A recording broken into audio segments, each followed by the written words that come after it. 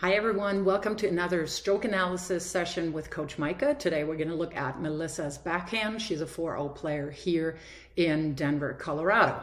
So let's get started right away. So the first thing that I always want to look at is the grip. And Melissa has a not quite continental grip on her bottom hand, and that's perfectly fine.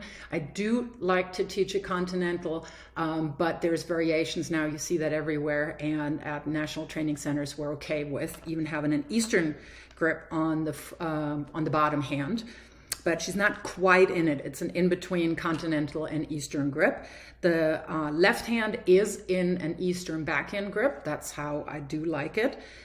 We always want to remember that the grip demands the swing pass and then demands the contact point. So however people are holding their rackets, their grips, is then kind of informing how they swing and where they make contact. So let's jump in here. That's a good athletic ready position. The one thing that I don't necessarily like is that she has her hands very low here. So they should be up a little higher, and I'm not that good of an artist here, but the butt cap with the racket up here in front should point to about belly button high. And you see what that does in the take back here. And I'm just going to let this run once or twice in full speed.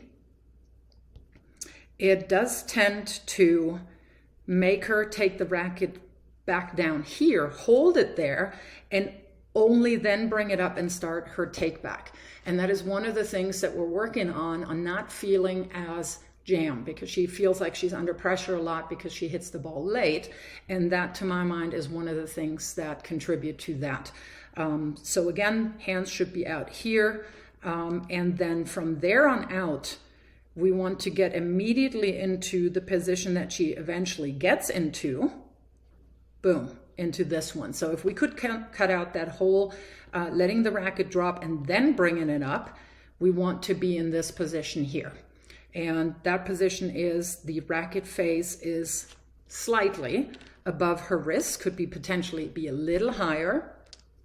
But we have the unit turn, we have the right shoulder coming back here, right shoulder turns, right hip turns, and the racket, of course, comes back. To my mind, that should happen a little sooner and in one fluid motion.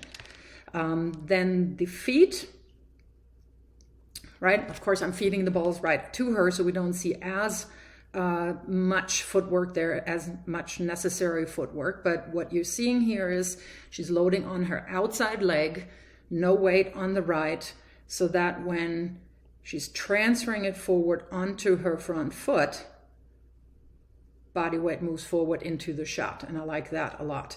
So let's go back to the shape here, how she's swinging. One thing that we talked about, or that I talked to her about in practice, is just how she was taught. And she was taught about 10, 15 years ago, and it was pretty much racket down and back and then low to high. And I think that informs her swing up to today. So we want to work a little bit more on higher net clearance, more topspin, so that she can hit more aggressively and then still keep the ball in play. So we have to work on that a little bit. That she's taken her racket back, to my mind, just a smidgen too flatly. So you see that here at the highest point, it's about here. Take back is good. There's good lock in position, which means that the butt of the racket points to the ball, and that signifies the end of the preparation. So now the body weight comes into the shot, and we want to transfer that energy that we gained by loading the outside foot into the ball. Could potentially be a little heavier, that load, but she's making contact on that ball, and I don't have enough frames necessarily to show that. She's making contact out in front of her center of gravity and in front of her right foot, so that is okay.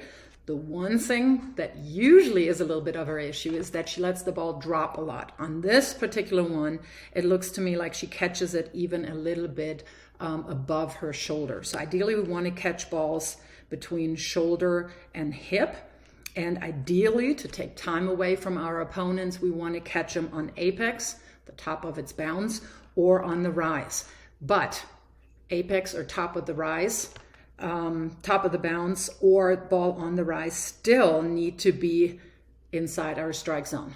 So on that particular ball, potentially Melissa could have moved up a little bit more, taken it on the rise to keep it a little bit more comfortably, that's a mouthful, between her hip and her shoulder, or drop back and let that ball drop back into her strike zone, which of course is a little bit more of a passive approach to playing this ball, which I don't mind though.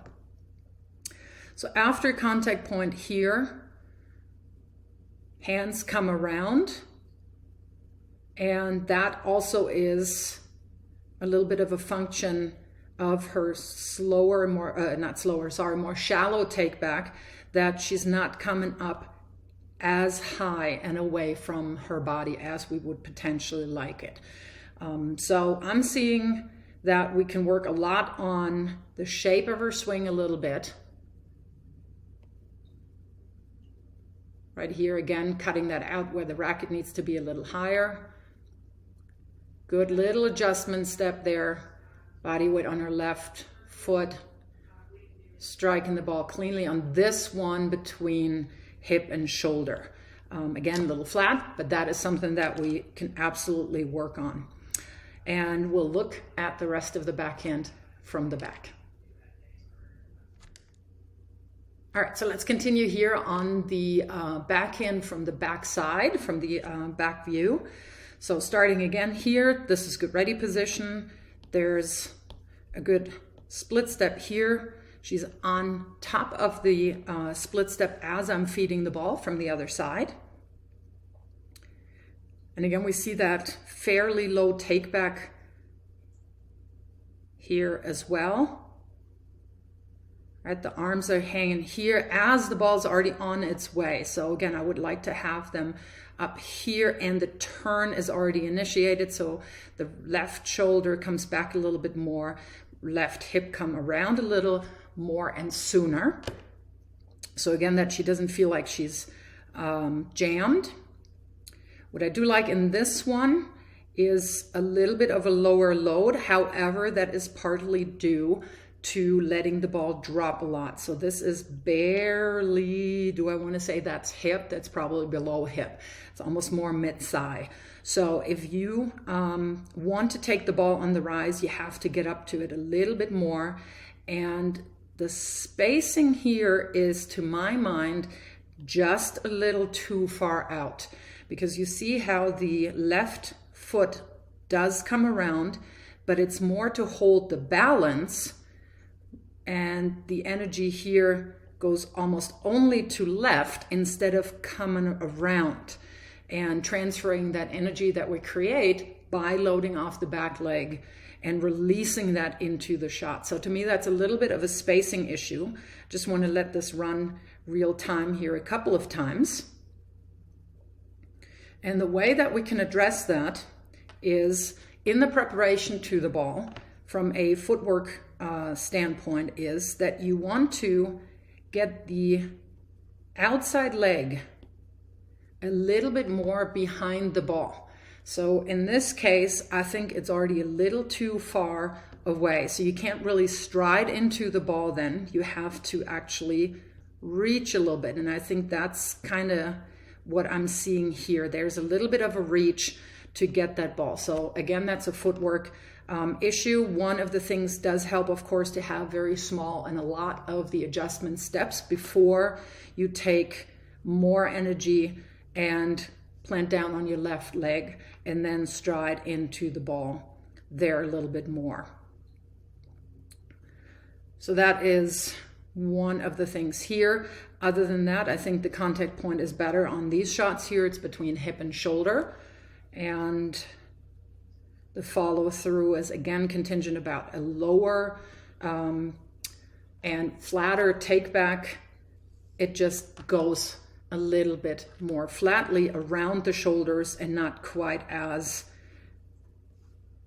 round over the right shoulders as you would if you come from the ball little lower. The racket face is a little lower, has to swing up steeper, still extending of course, but then after you almost extended your left arm, you know, your elbows break and you come around your body a little higher and more away from the body, which is obviously then something that creates a little bit more topspin. And that is what we want, because you see here, that is a very low ball. The net clearance is not the highest. So we want a little bit more net clearance. So let me find a ball where it clears the net. So some of these are a little wide, but you see that when she is getting good contact here, ball is over the net, not very high, could be higher. And of course, what that does is then the ball lands a little short, right? So we see that here. So the more net clearance you have, the higher the ball goes over the net, of course, and the deeper the balls, which I value a lot more than pace. So there's a couple of things we can work on, but to my mind, they're not the biggest issues that I've seen in backhand. So I think there's a lot of things we can do.